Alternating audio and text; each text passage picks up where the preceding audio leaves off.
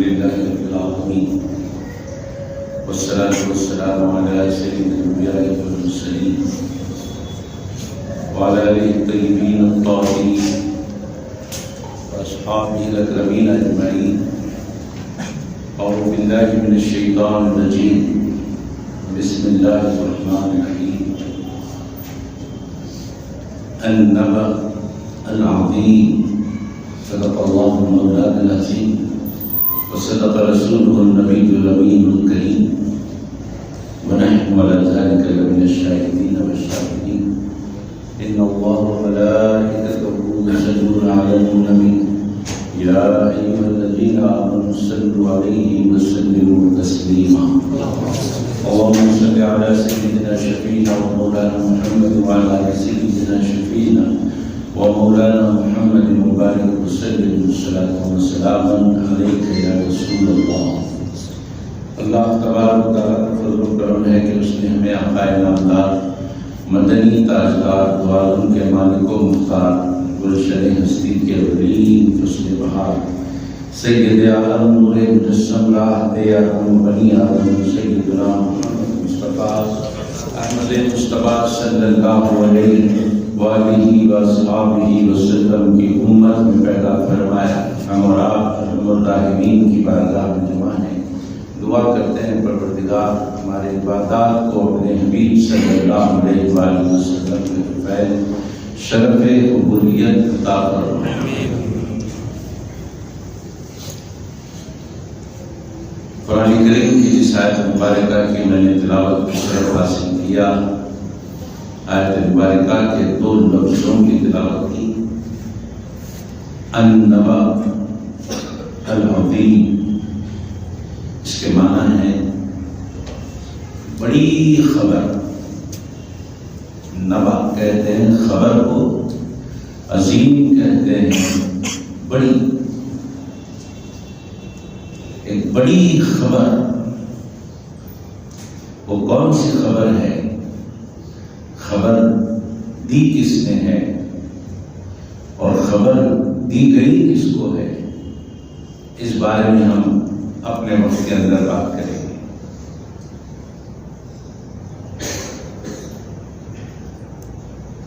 ہر بات غور سے سننے کی ہوتی ہے جب بھی دین کی بات ہوتی ہے، اور دل میں اتارنے کی ہوتی ہے، عملی میدان میں اس کو لانے کی ہوتی ہے. سن لیتے ہیں تو آدھا کام ہوتا ہے، اس پر عمل کرتے ہیں تو کام پورا ہو جاتا ہے. حضرت کرام، اس آیت مبارکہ پارہ نمبر 30 کی پہلی آیت کے دو لفظ ہیں النبأ العظیم، بڑی خبر. یہ خبر دی کس نے؟ اللہ نے اپنے محبوب کے ذریعے دنیا والوں کو دی. جو دنیا میں رہ کر بستے ہیں ان تک پہنچائی. اور وہ خبر تھی کیا جس کو اللہ تبارک و تعالیٰ بڑی خبر فرمانا.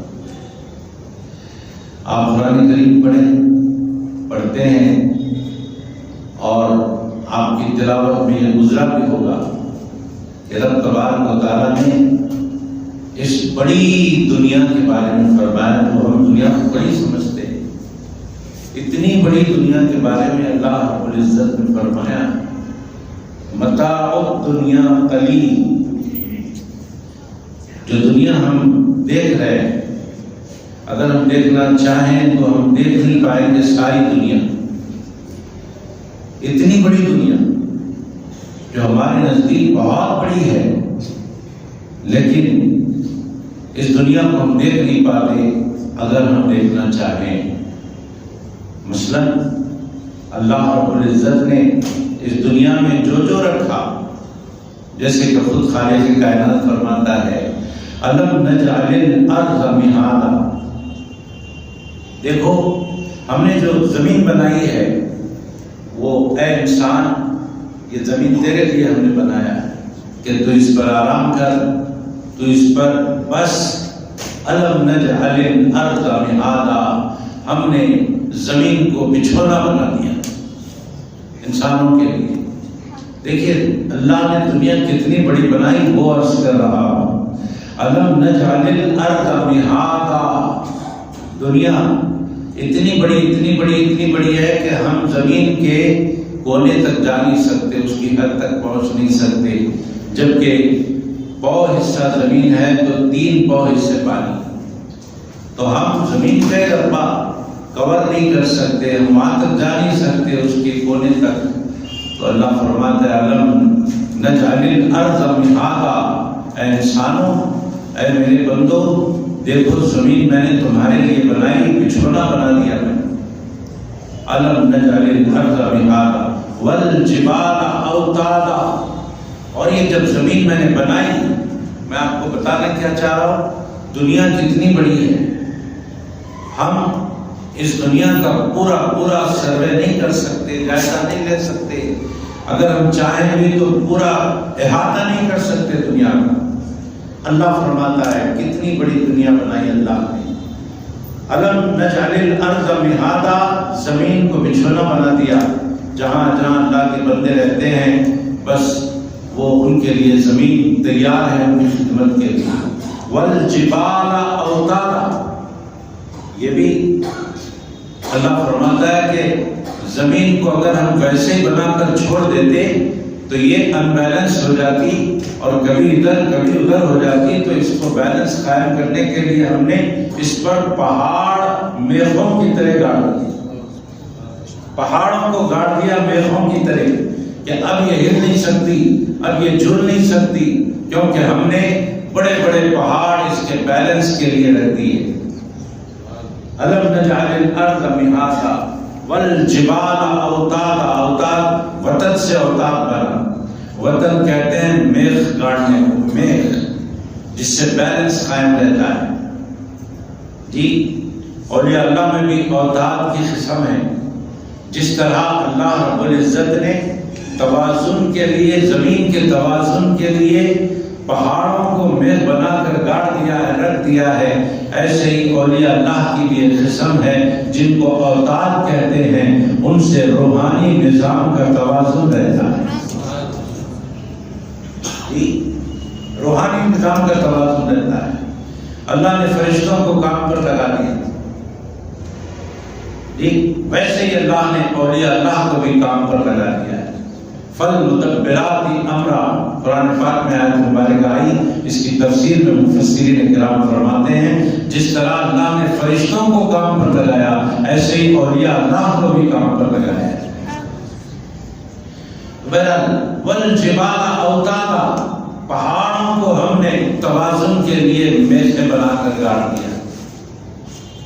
وخلقناکم ازواجا، اور اس زمین پر بسنے کے لیے ہم نے جوڑے بنا دیے۔ جب جوڑے رہتے ہیں تو ان کی نسل بڑھتی ہے، زمین پر جو ہے نسلیں پھیلتی۔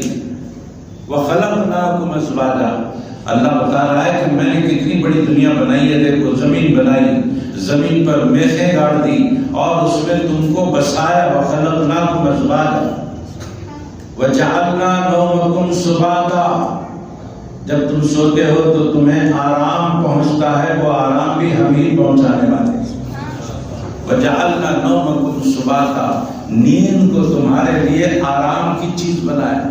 آج ڈاکٹرز بول رہے ہیں کئی امراض کھانے اور سونے کا ٹائم بدلنے سے ہوتے ہیں، کھانے کا ٹائم مقرر نہیں ہے، سونے کا ٹائم مقرر نہیں ہے، جس کی وجہ سے طبیعت میں بگاڑ آتا ہے۔ ہمیں چاہیے کہ ہم کھانے اور سونے کا ٹائم مقرر کریں تو طبیعت ہماری بحال رہتی ہے۔ اللہ فرماتا ہے نیند تمہارے آرام کے لیے ہم نے رکھی۔ وجعلنا نومکم سباتا، اور ہم نیند اڑا کر دوسرے اپنی مرضی کے کام کرتے ہیں، سوتے نہیں، راتوں کی نیند نہیں لیتے، تو پھر طبیعت بگڑ جاتی ہے، تو پھر مارے مار پھرتے ہیں۔ اللہ فرماتا ہے وجعلنا نومکم سباتا، تمہارے آرام کے لیے ہم نے نیند رکھی، نیند رکھی۔ اور یہ نیند ایک ایسی نعمت ہے جو جنت میں بھی ہم کو نہیں ملے گی۔ جنت میں سب کچھ ہوگا، نیند نہیں ہوگی۔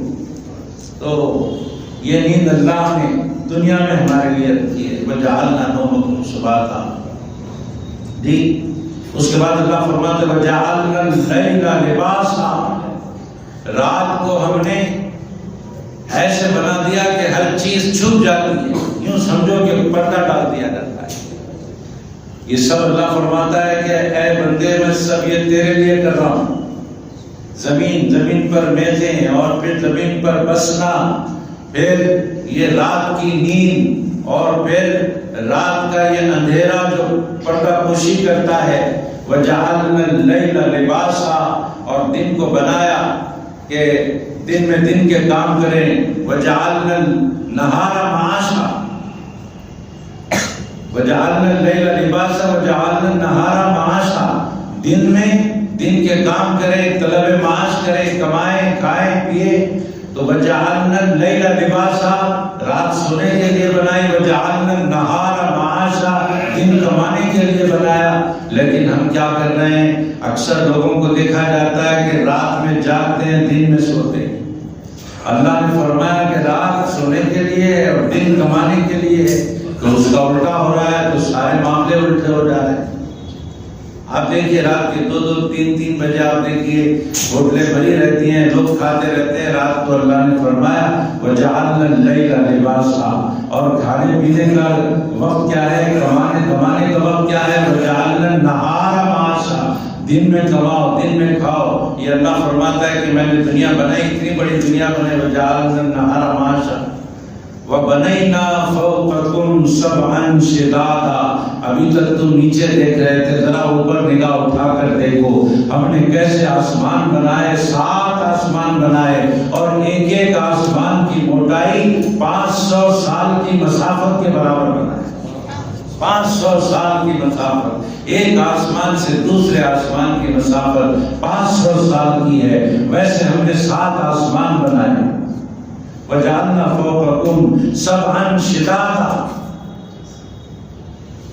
ہم نے آسمان بنائے۔ وَجَعَلْنَا سِرَاجًا وَهَّاجًا، جب تم اوپر کی طرف اپنی نظریں اٹھائے رکھے ہو تو دیکھو ان آسمانوں کے بیچ ہم نے ایک سورج کو بھی بنایا ہے جو روشنی بھی دیتا ہے اور گرمی بھی دیتا ہے، روشنی بھی دیتا ہے، گرمی بھی دیتا ہے۔ وَأَنزَلْنَا مِنَ الْمُعْصِرَاتِ مَاءً ثَجَّاجًا، جب تم اوپر کی طرف دیکھ رہے تو آسمانوں کو بھی دیکھو، سورج کو بھی دیکھو، اور اس برسنے والے پانی کو بھی دیکھو کہ جب یہ پانی برستا ہے وَأَنزَلْنَا مِنَ الْمُعْصِرَاتِ مَاءً ثَجَّاجًا، تو کیا ہوتا ہے؟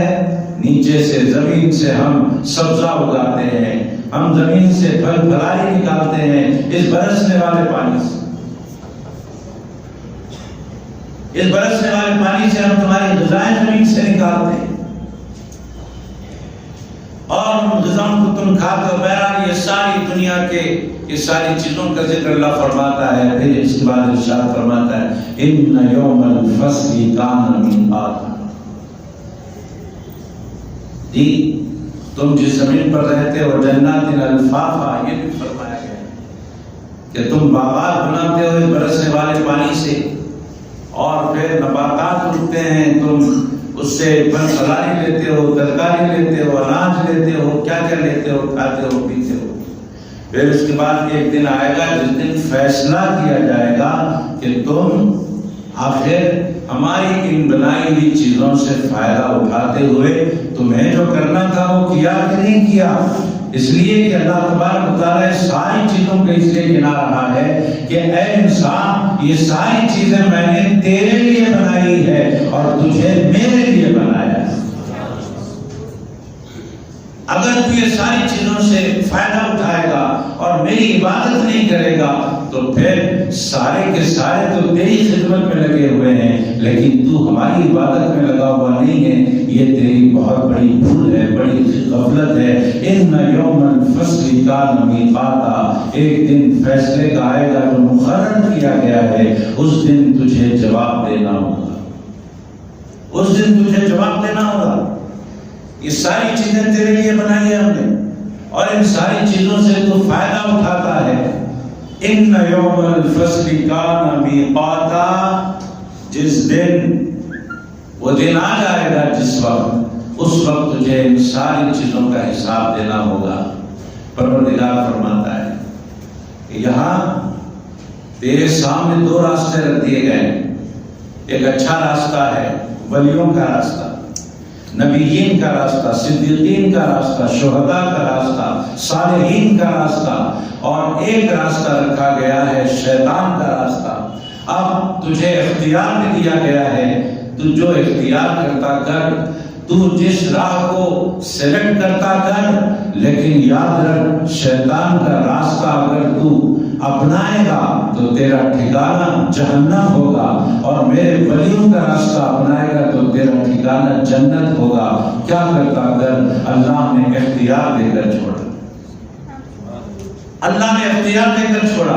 اب انسان کا کام ہے کہ سمجھداری سے کام لے. فلا تعقلون، اے انسان کیا تجھے ہم نے عقل نہیں دی؟ جب عقل دی ہے تو اسی کام کے لیے دی ہے کہ اچھے اور برے میں فرق کرے، کھرے اور کھوٹے میں فرق کرے، جی سیاہ اور سفید میں فرق کرے. اس لیے ہم نے عقل دی تھی. اب تیرا کام ہے کہ شیطانی اور رحمانی راستے میں تمیز کرنا اور شیطانی راستے کو چھوڑنا، رحمانی راستے کو پکڑنا. رحمانی راستہ وہ ہے جس سے صراط مستقیم کہتے ہیں. رحمانی راستہ وہ ہے جس پہ انبیاء، نبیین، صدیقین، شہداء، صالحین نظر آتے ہیں. وہ ہے رحمانی راستہ.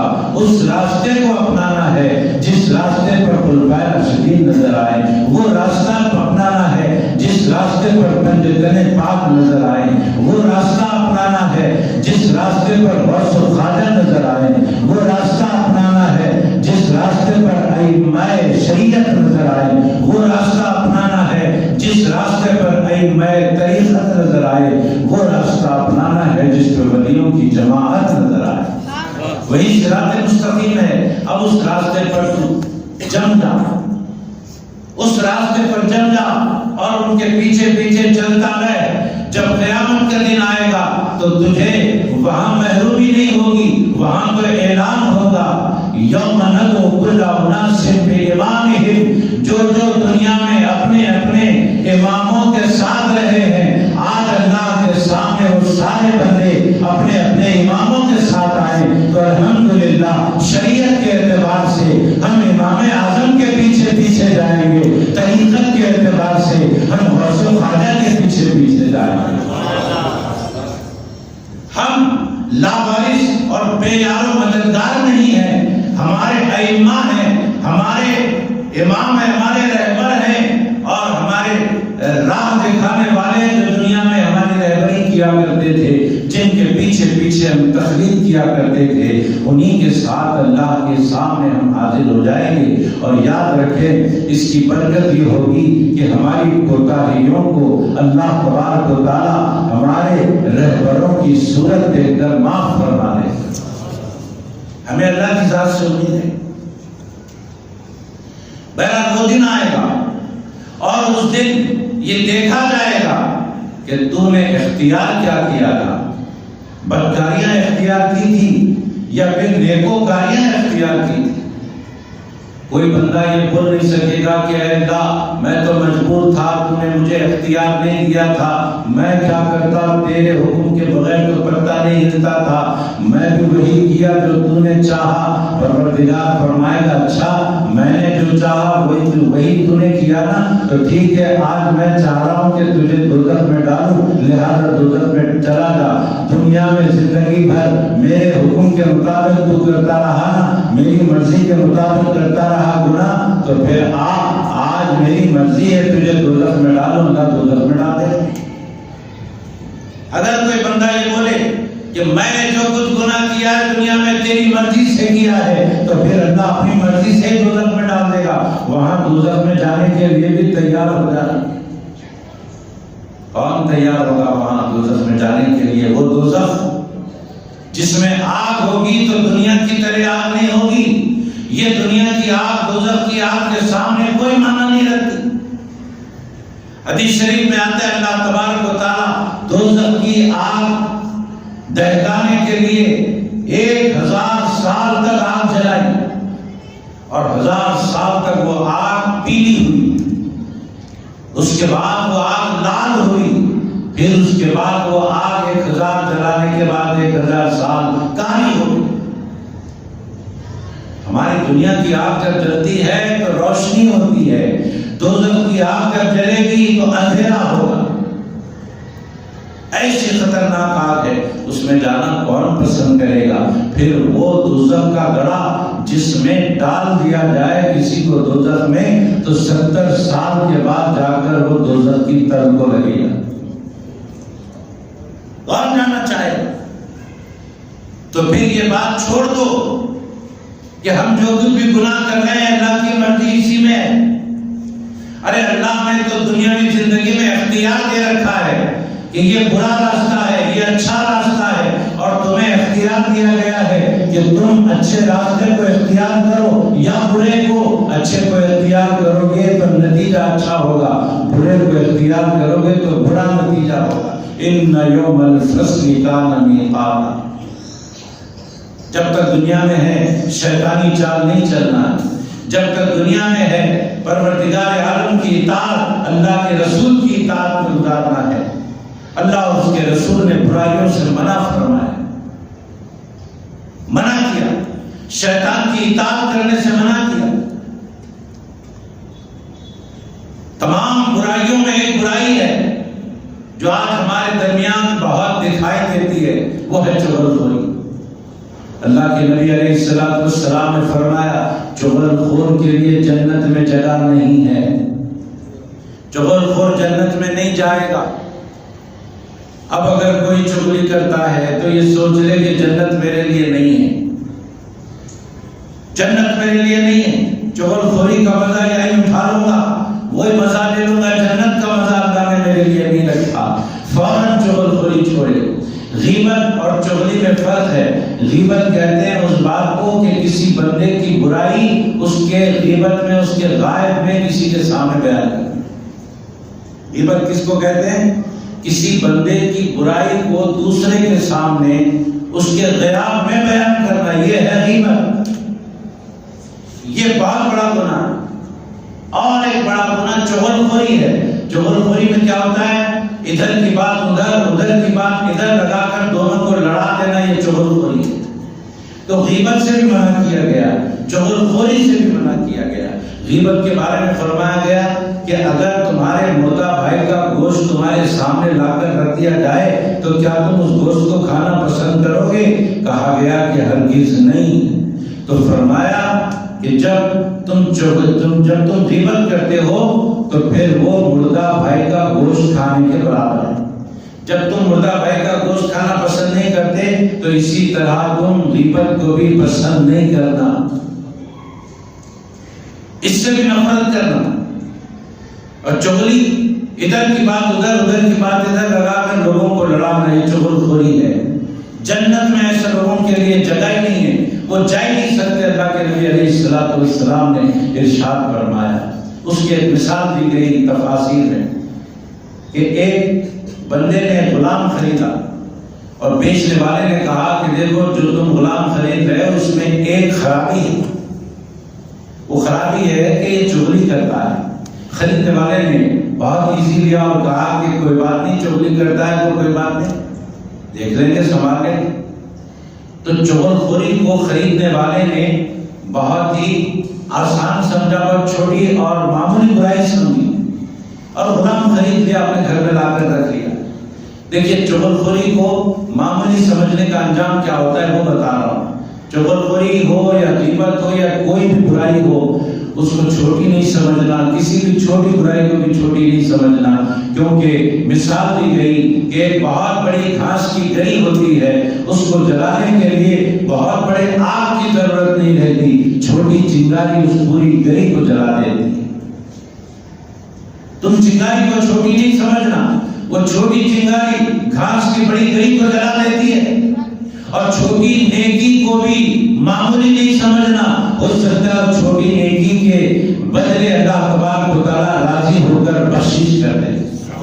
یہ بھی تو ہو سکتا ہے کہ بڑے بڑے اعمال تو ایک طرف ہو جائیں اور چھوٹی سی ہماری نیکی کی ادا اللہ کو پسند آ جائے، اس چھوٹی نیکی کی ادا پر ہماری بخشش ہو جائے، تو گناہ کو بھی چھوٹا نہیں سمجھنا اور نیکی کو بھی چھوٹا نہیں سمجھنا۔ تو یہ چغل خوری کو بڑا ایزی لیا اور کہا کہ کوئی بات نہیں، میں غلام خرید لوں گا، کوئی بات نہیں، چغل خوری کی اس کے اندر برائی ہے، دیکھ لیں گے۔ جب اس کو لا کر گھر میں رکھ لیا گیا تو اس کے بعد ہوا یہ کہ اب اس نے چاہا کہ میاں بیوی کے درمیان جھگڑا پیدا کرے، تو پھر بیوی سے کہا، بیوی سے جا کر کہا اس غلام نے کہ دیکھو میں تمہارے میاں کے ساتھ رہتا ہوں اور ان کے رودات میں دیکھ رہا ہوں کہ ان کے ارادے ایسے ہیں کہ تم کو طلاق دے کر کسی اور عورت سے وہ شادی کرنا چاہتے ہیں، تم کو چھوڑ دینا چاہتے ہیں اور کسی اور عورت سے شادی کرنا چاہتے ہیں۔ اگر تم ایسا نہیں چاہتے تو پھر ایک کام ہم کریں گے کہ کچھ ایسا عملیات کریں گے کہ ان کا دل تمہاری طرف ہی رہے، دوسرے کی طرف نہ جائے، تمہاری طرف ہی رہے، دوسرے کی طرف نہ جائے۔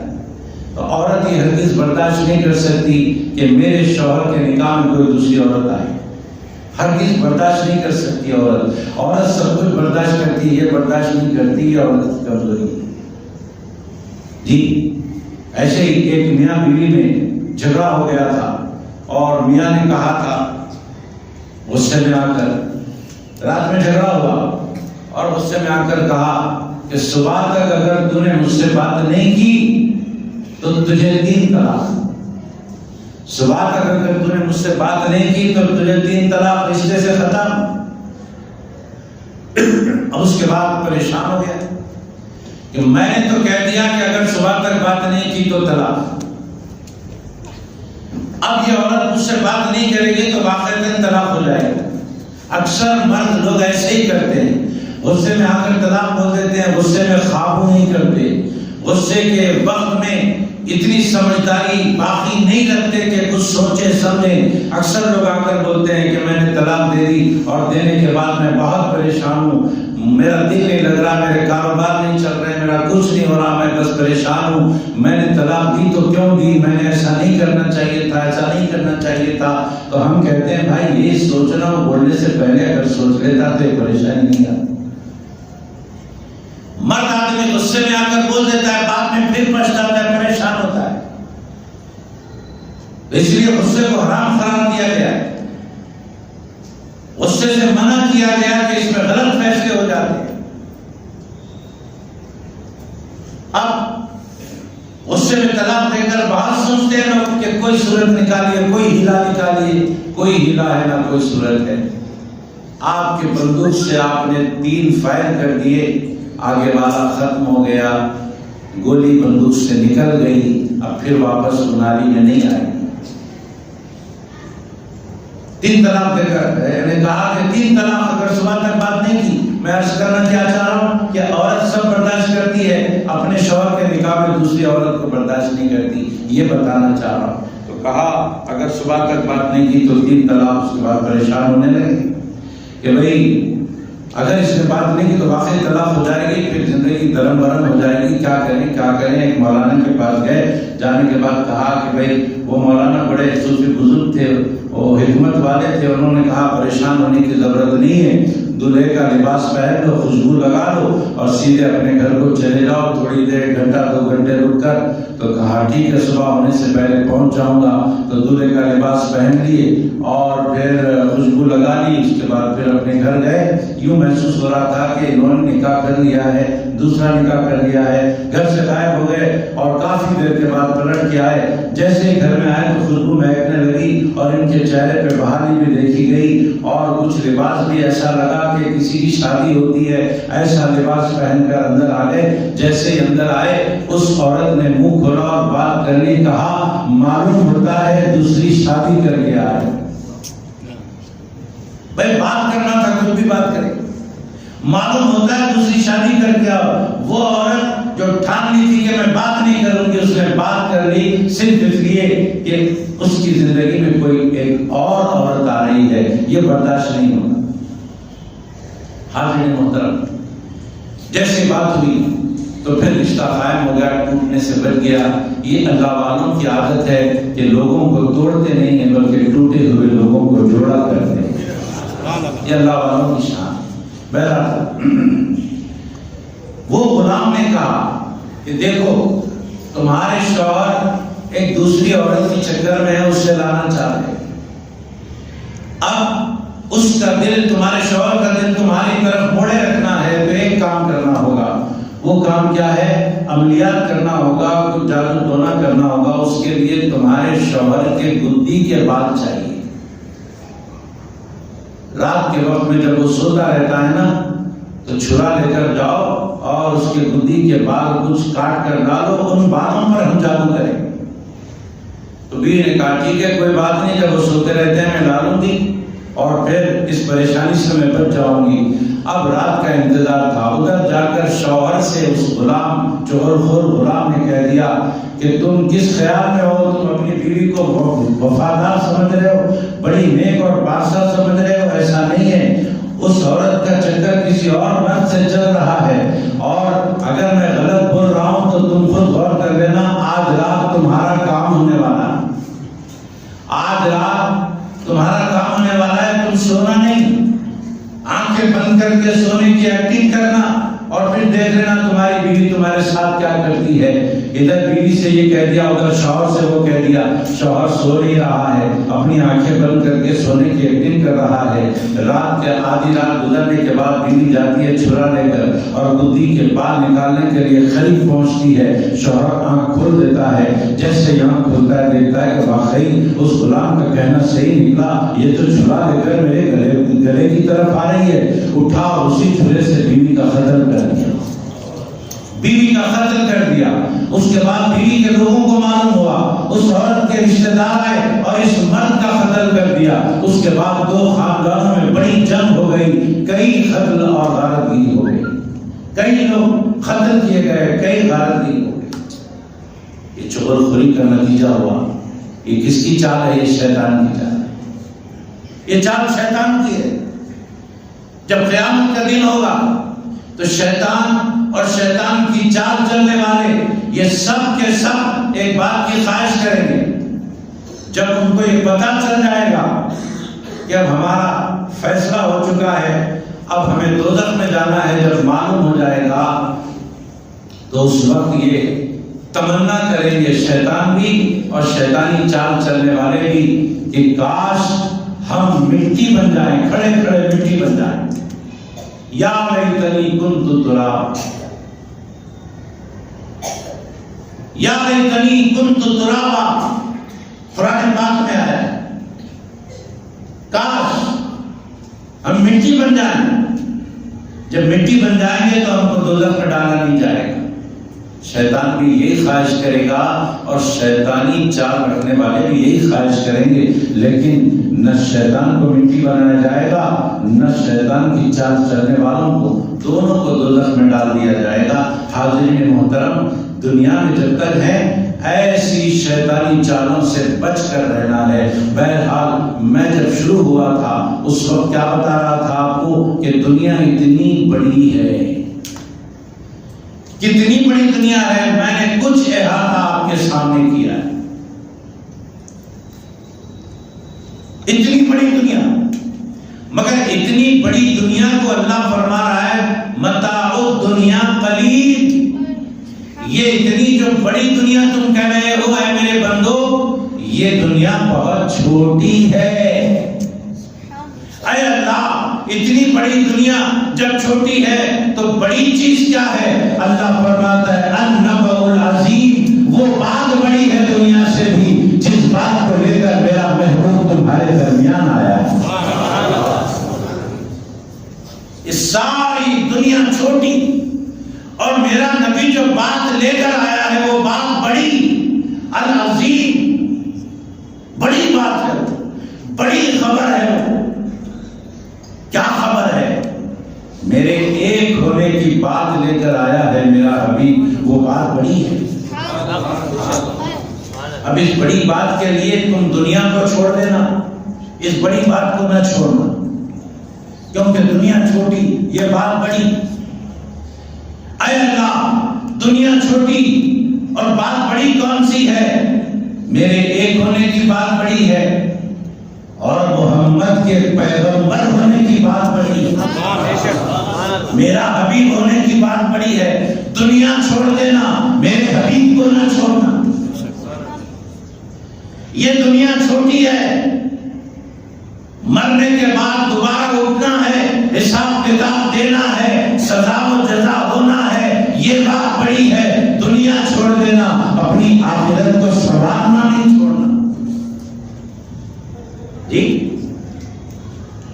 یہ دنیا اتنی بڑی ہو کر بھی چھوٹی ہے، مگر جو کتاب میرا نبی لے آیا ہے وہ کتاب اس دنیا سے بھی بڑی ہے۔ وقت پڑے تو دنیا کو چھوڑ دینا، کتاب کو نہ چھوڑنا،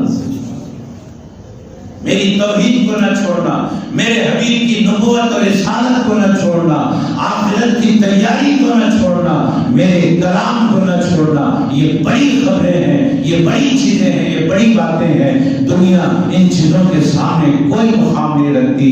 دنیا بہت چھوٹی ہے، یہ چیزیں بہت بڑی ہیں۔ یہ حضرت صہیب رومی کو معلوم تھا، جب مکے سے مدینہ سارے صحابہ چلے گئے ہجرت کر کے، حضرت صہیب بچ گئے رضی اللہ تعالی عنہ۔ جب وہ جانا چاہتے تھے مدینہ تو کافروں نے روک لیا اور کہا کہ صہیب کہاں کا ارادہ ہے؟ کہا میں مدینہ جانا چاہتا ہوں، حضور علیہ السلام نے ہجرت کر لی ہے، میں بھی وہاں جا کر سرکار کے قدموں میں رہوں گا۔ کفار مکہ نے کہا تم جب مکے میں آئے تھے تو تمہارے پاس کچھ بھی نہیں تھا، مکے میں آ کر تم نے بہت کمایا، مالدار ہو گئے، اور وہ سارا مال و دولت لے کر تم مکہ چھوڑ کر جانا چاہتے ہو؟ نہیں نہیں، اگر تمہیں جانا ہی ہے تو یہ سارا کمایا ہوا مال مکے ہی میں چھوڑ کر خالی ہاتھ جانا ہوگا۔